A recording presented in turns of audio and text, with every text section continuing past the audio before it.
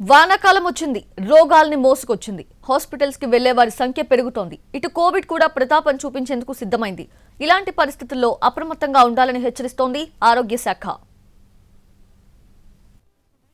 వర్షాకాలం మొదలవుతూనే సీజనల్ వ్యాధులకు వెల్కమ్ చెప్పింది.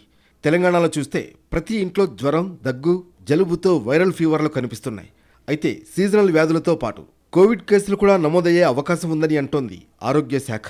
పిల్లలు, వృద్ధులు, గర్భిణీ, దీర్ఘకాలిక వ్యాధులున్నవారు తగిన జాగ్రత్తలు తీసుకోవాలని చెబుతున్నారు.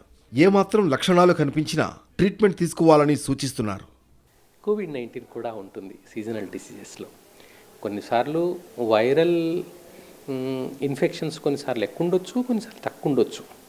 బట్ ప్రతి సంవత్సరం సీజనల్ డిసీజ్లో కోవిడ్-19 కూడా ఉంటుంది. కొంచెం కోమార్బిడ్ కండిషన్స్తో ఉన్న సీనియర్ సిటిజన్స్ ఉంటే వాళ్ళు కొంచెం జాగ్రత్తలు ఇవి ఇంట్లో ఉన్నా కూడా వాళ్ళు ఈ శానిటైజర్స్ వాడటం కానీ, లేకపోతే తుమ్మినప్పుడు తగ్గినప్పుడు రుమాలు అంటే చేతి రుమాలు వాడటం కానీ. ఇక ఈ ఏడు కాస్త ముందుగానే వర్షాలు పలకరించాయి. సీజనల్ వ్యాధులు కూడా అప్పుడే ముసురుకున్నాయి.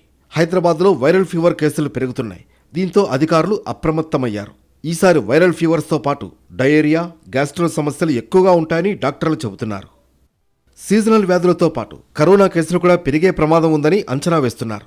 జ్వరం, దగ్గు, జలుబు, గొంతు గరగర, ఒళ్ళు నొప్పులు, అలసట, నీరసం, వాంతులు వంటి లక్షణాలు ఉంటే స్వైన్ ఫ్లూ లేదా కోవిడ్గా అనుమానించాలన్నది వైద్యుల మాట.